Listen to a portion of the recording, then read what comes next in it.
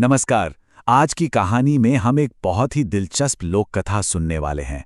ये कहानी है एक पिता की, उसके बेटे की और एक ऐसी परीक्षा की जो ज्ञान की राह पर ले जाती है।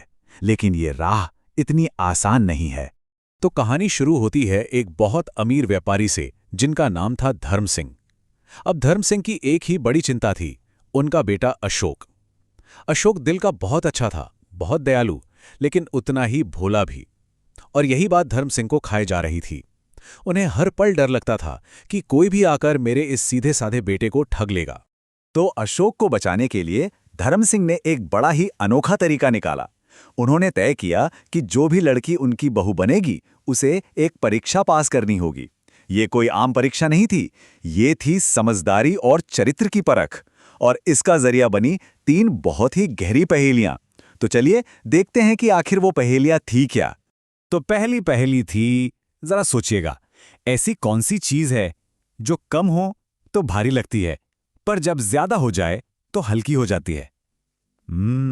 ये सवाल सिर्फ एक पहेली नहीं था, बल्कि ये किसी के उसूलों और उसकी समझ को तौलने का एक तरीका था।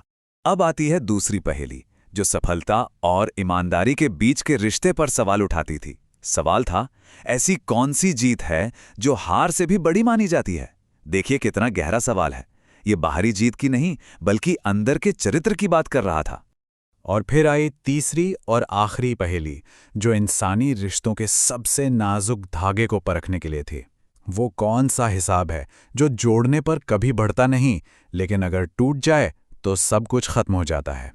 तो हुआ ये कि कई लड़कियों से ये पहेलियां पूछी गईं, पर कोई भी इनका जवाब नहीं दे सका। कोशिशें होती रहीं, सब नाकाम रहीं। और फिर अशोक की जिंदगी ने एक ऐसा मोड़ लिया जिसकी किसी ने उम्मीद नहीं की थी। हुआ यूं कि एक बार डाकुओं ने अशोक को घेर लिया और सब कुछ लूटकर उसे बेहोश छोड़ गए। तब एक बहुत ही खूबसूरत लड़की कुसुम ने उसे बचाया। अशोक तो बस उसे देखता ही रह गया। उसे पहली नज़र में ही कुसुम से प्यार हो गया। लेकिन जब अशोक ने उससे अपने पिता की वही 3 पहेलियां पूछीं, तो कुसुम एक का भी जवाब नहीं दे पाई।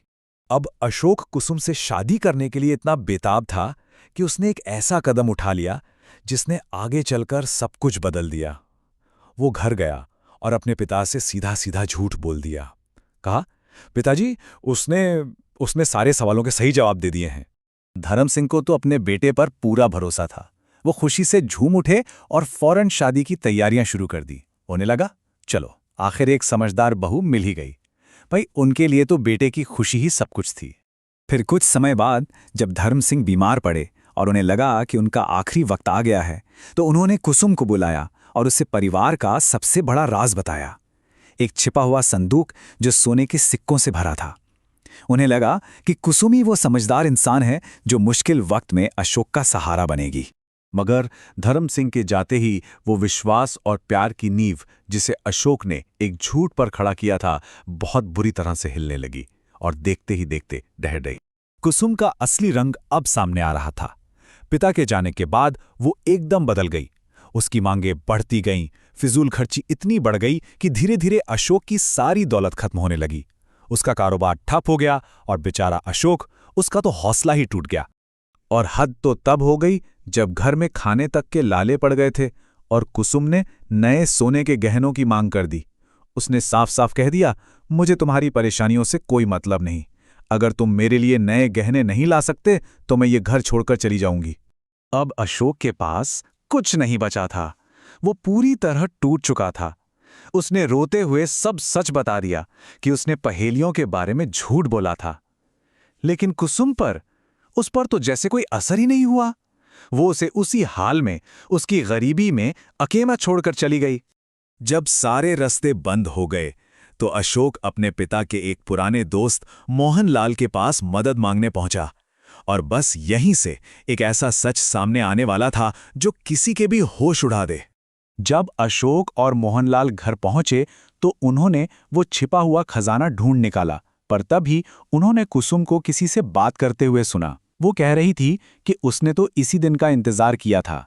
ये पूरी शादी, ये सब कुछ अशोक को फंसाकर उसकी दौलत हड़पने का एक प्लान था।